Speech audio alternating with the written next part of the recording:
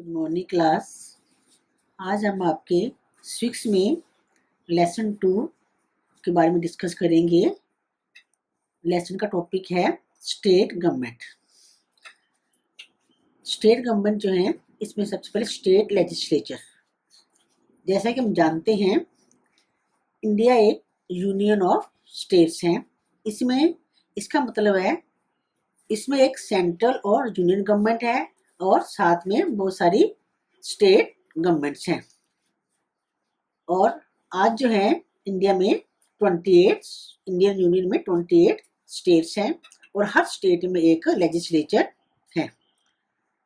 Composition of the state legislature in most of states, बहुत states में जो काफ़ी सारे स्टेट्स जो हैं उनमें लेजिस्लेचर जो है उनमें एक गवर्नर होता है, साथ में एक लेजिस्लेटिव असेंबली या उसको विधानसभा भी कहते हैं।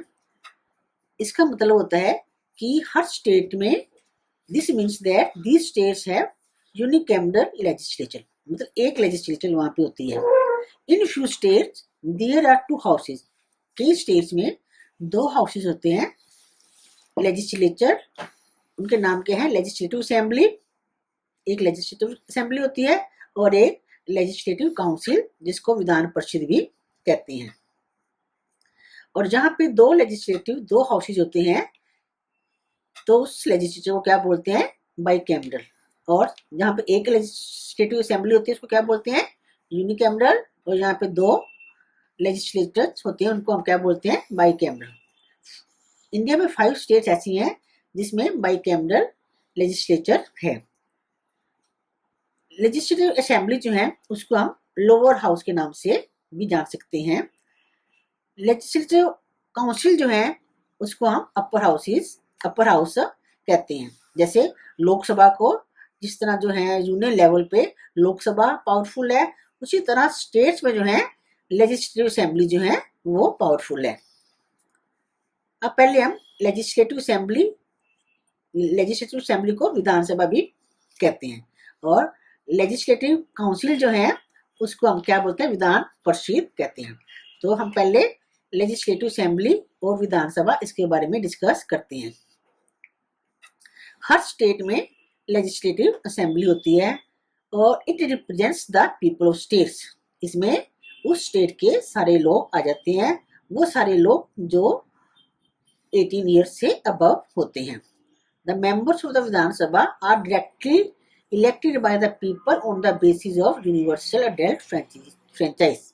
लेजिस्लेटिव के जो मेंबर्स होते हैं उन सबको उस स्टेट के वो लोग उनको इलेक्ट करते हैं जो कि 18 ईयर्स से अबव होते हैं और वोटर लिस्ट में, उस स्टेट की वोटर लिस्ट में होते हैं। 18 ईयर्स से या उससे अबव जो होते हैं उनमें सारे वोटर लिस्ट में आ जाते हैं। वे जो है they vote to elect members of the state assembly. State assembly के जब इलेक्शन होते हैं तो वह अपना मेंबर चुनने के लिए उसके लिए वोट करते हैं और उसके लिए जो है हर स्टेट को कॉन्स्टिट्यूएंसीज में डिवाइड किया जाता है। और इसके लिए जो है कुछ सीट जो है शेड्यूल्ड कास्ट और शेड्यूल्ड ट्राइब्स के लिए भी रिजर्व रखी जाती है। और ये this depends on population of this weaker section in the state. और ये जो शेड्यूल्ड कास्ट के लिए या शेड्यूल्ड ट्राइब के लिए सीट्स रखी जाती हैं, ये वहां की पॉपुलेशन को देख के ही रखी जाती है। विधानसभा का मेंबर बनने के लिए कुछ वो है कंडीशंस हैं। वो क्या है?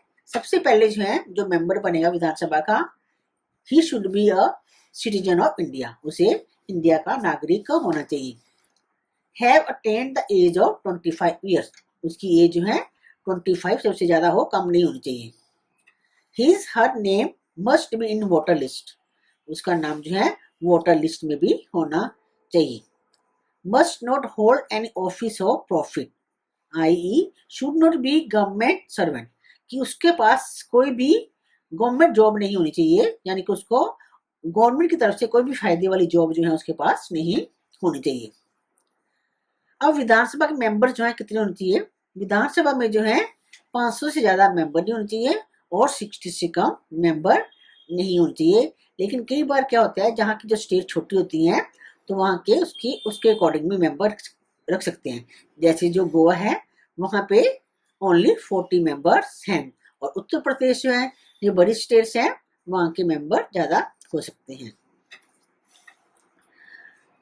The governor of the state has the power to nominate one member of Anglo-Indian community if this community is not represented adequately represented in the house। जो स्टेट का गवर्नर होता है वो, उसको जो पावर होती है उसके पास कि वो एंग्लो इंडियन कम्युनिटी से भी एक मेंबर ले सकता है। और इसका जो टेन्यूर है, विधानसभा का जो टेन्यूर है, विधानसभा जो है वो 5 ईयर्स के लिए रहती है। और उससे पहले भी जो गवर्नर है उसके पास जो पावर होती है कि वो इसको चीफ मिनिस्टर की एडवाइस से इसको डिजोल्व कर सकता है, इसको भंग कर सकता है, इसको खत्म कर सकता है।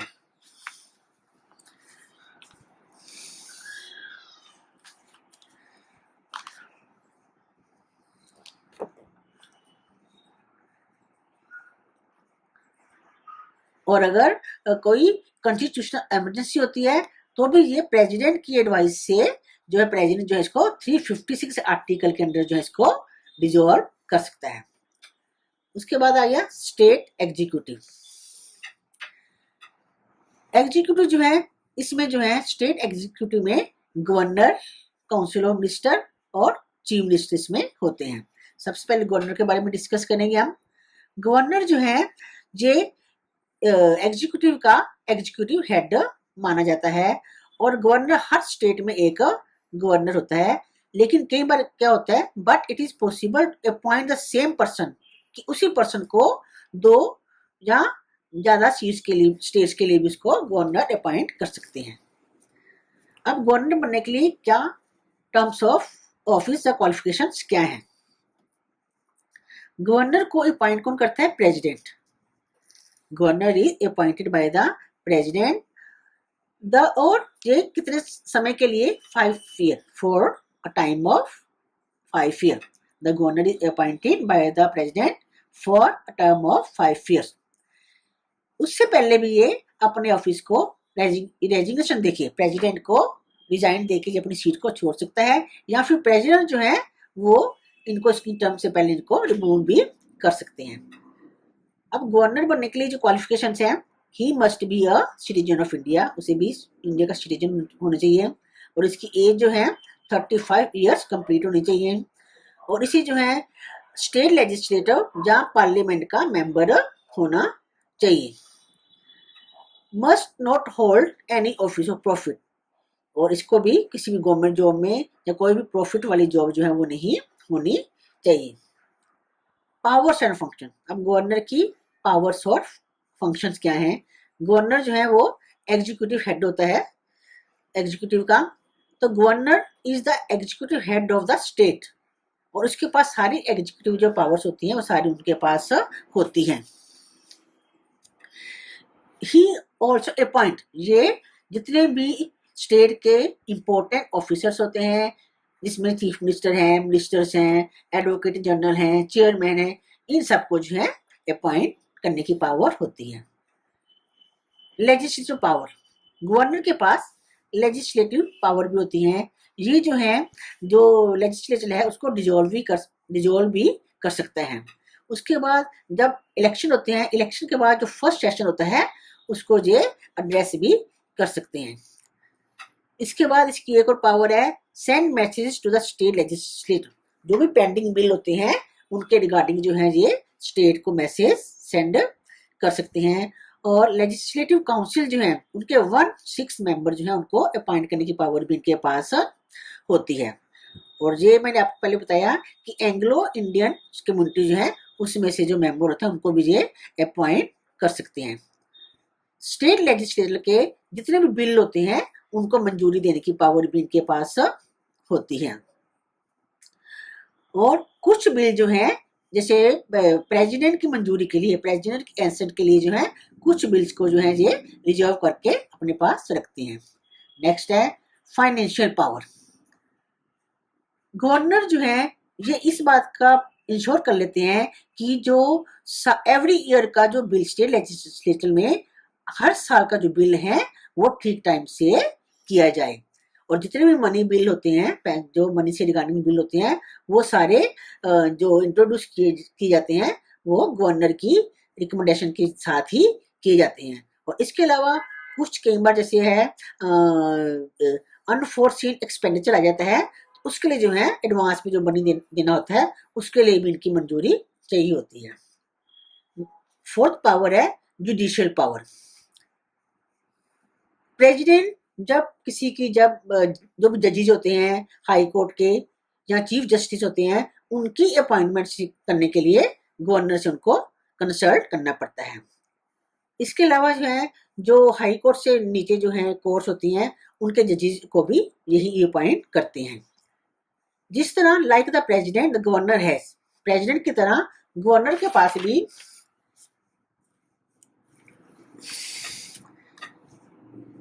टू ग्रांट पार्डन, माफी देने की जो पावर है, किसी जो अगर कोई पनिशमेंट के अकॉर्डिंग कोई होता है जिसने कोई गलत काम किया होता है, तो माफी देने की जो पावर है, ग्रांट पार्डन जो है वो पनिशमेंट को कम करना है, तो ये पावर भी गवर्नर के पास होती है।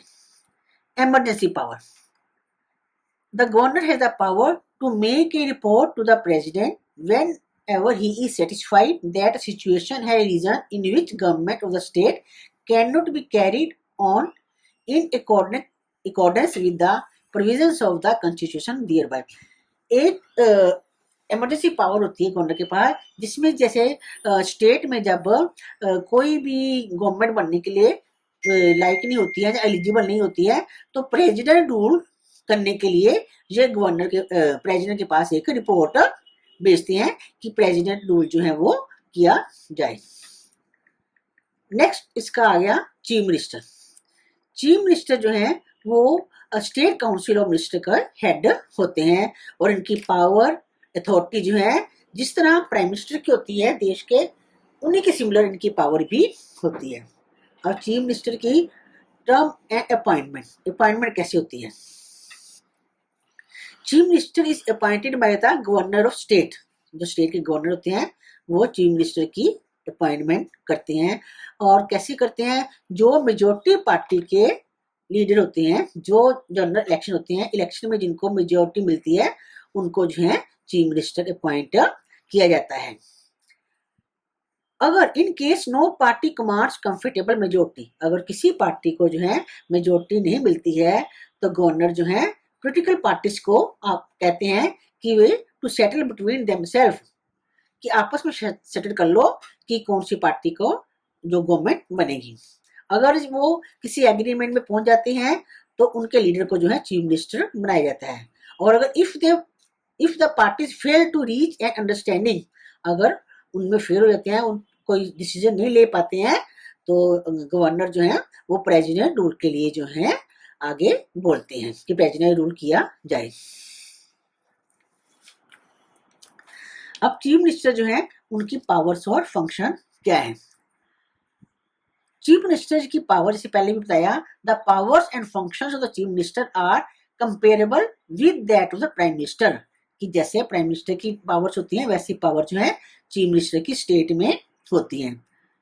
He is responsible for council of minister, जब वो चीफ मिनिस्टर बन जाते हैं तो उसके बाद जो है वो अपनी काउंसिल ऑफ मिनिस्टर बनाते हैं। और जो गवर्नर जो है वो उन मिनिस्टर को नॉमिनी करते हैं, उनके नाम देते हैं, और उनके जो है चीफ मिनिस्टर की हेल्प से जो है वो अपनी काउंसिल ऑफ मिनिस्टर का निर्माण करते हैं। चीफ मिनिस्टर जो है वो स्टेट एडमिनिस्ट्रेशन के जो है चीफ आर्किटेक्ट हैं। जितनी भी पॉलिसी जो है रिगार्डिंग अ स्टेट, उनके जो है चीफ आर्किटेक्ट कौन है? Chief minister. These policies are determined और the basis of the cabinet decision, और कैबिनेट के जो डिसीजन होते हैं, ये पॉलिसी जो है ये उनका बेस माना जाता है। कई बार क्या होता है, समटाइम्स सीरियस डिफरेंसेस में ऑकर बिटवीन द मिनिस्टर और एडमिनिस्ट्रेटिव डिपार्टमेंट। कई बार जो मिनिस्टर्स और एडमिनिस्ट्रेटिव डिपार्टमेंट के बीच में कुछ डिफरेंसेस हो जाते हैं, तो जो चीफ मिनिस्टर जो है उन डिफरेंसेस को सेटल डाउन करते हैं और उनकी जो रिपोर्ट इन सब कामों के लिए जो है गवर्नर से, जो स्टेट के गवर्नर होते हैं, टाइम टू टाइम उनसे मिलते रहते हैं और स्टेट की जो डिसीजन लिए जाते हैं वो उनको इन डिसीजन के बारे में इन्फॉर्म करते रहते हैं। Since the governor is reporting authority to the President of India, the Chief Minister provide him with necessary information and advice on behalf of the Council of Minister. Governor के पास power होती है कि जो भी काम हुआ है या कुछ भी हुआ है वो सारी उसकी जो रिपोर्ट है वो प्रेसिडेंट को दे, लेकिन उससे पहले चीफ मिनिस्टर जो है वो जो नेसेसरी इंफॉर्मेशन होती हैं वो अपने काउंसिल ऑफ मिनिस्टर के बिहाफ पे सारी इंफॉर्मेशन गवर्नर तक पहुंचाते हैं। और the chief minister also function as the leader of the legislative assembly, ये लेजिस्लेटिव असेंबली के लीडर के रूप में पूरा काम करते हैं और जितने भी इम्पोर्टेंट पॉलिसी अनाउंसमेंट होती हैं वो चीफ मिनिस्टर करते हैं। इसके बाद speaker consult him during the session of the assembly, जब असेंबली का सेशन होना होता है तो स्पीकर जो है वो चीफ मिनिस्टर के साथ जो भी एजेंडा होगा उस सेशन का उसके बारे में चीफ मिनिस्टर से डिस्कस करते हैं। और चीफ मिनिस्टर जो है वो स्टेट के लीडर माने जाते हैं और जितनी भी प्रॉब्लम स्टेट से रिगार्डिंग जो भी प्रॉब्लम्स होती हैं वो सारी जो है प्राइम मिनिस्टर तक जो है वो पहुंचाते हैं।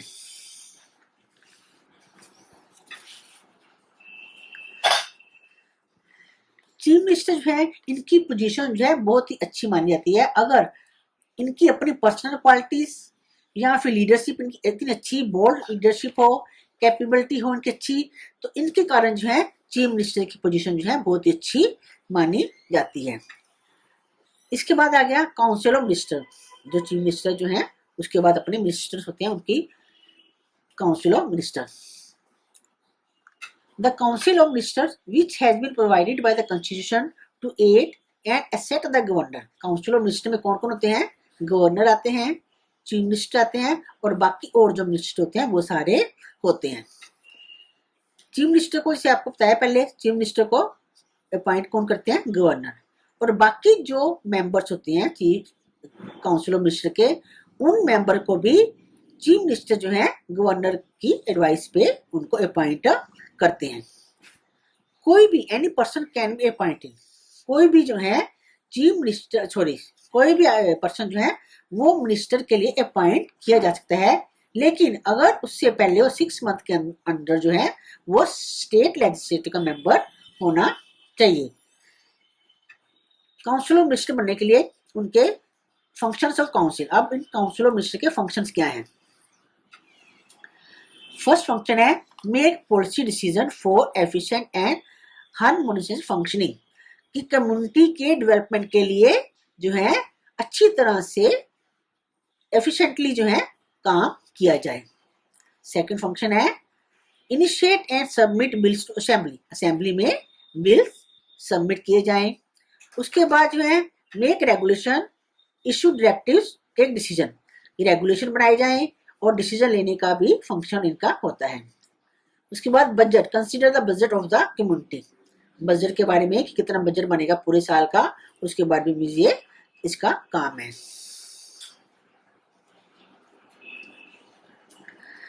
Make staff rules and regulation and financial rule and regulation of the community, community के जो है जो स्टाफ होते हैं उनके रूल्स और रेगुलेशन भी ये बनाते हैं।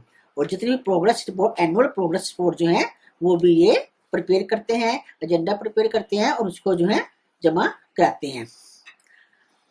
इसके बाद जो है अपने में से establish from among its member, अपने मेंबर्स के बीच में से, जो अपने के मेंबर्स होते हैं उनके बीच में से एक सेक्टोरियल काउंसिल भी बनाते हैं अलग अलग तरह के मैटर्स को डील करने के लिए।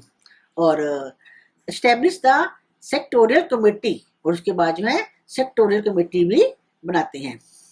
अब स्टेट सेक्रेटरीट, जैसे यूनियन लेवल पे हर स्टेट में एक सेक्रेटरीट होता है। सेक्रेटरीट वर्ड जो है हर स्टेट में एक स्टेट सेक्रेटरीट होता है, ये उस स्टेट का हाईएस्ट एल्कोन माना जाता है।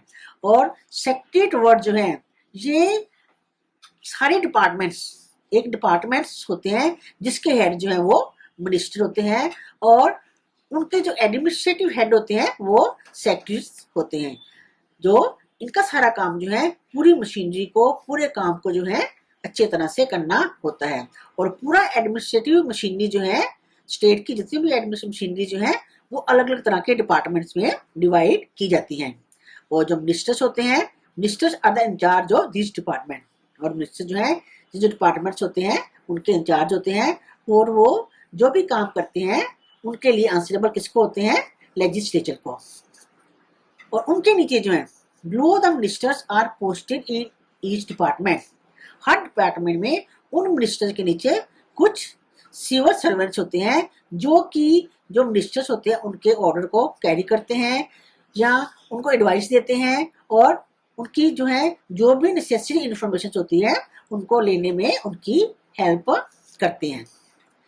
सेक्रेटरी डिपार्टमेंट जो है वो एग्जीक्यूटिव डिपार्टमेंट से अलग है, लेकिन जो सेक्रेटरी डिपार्टमेंट जो है ये काम करने के लेवल में सबसे टॉप पे आता है। अब आपका 7th क्लास लेसन कंप्लीट हो गया, इसके साथ ही आपका अप्रैल और मई का सिलेबस भी कंप्लीट हो गया। अब इनकी एक्सरसाइज वगैरह रहेगी है वो हम नेक्स्ट वीडियो में करेंगे।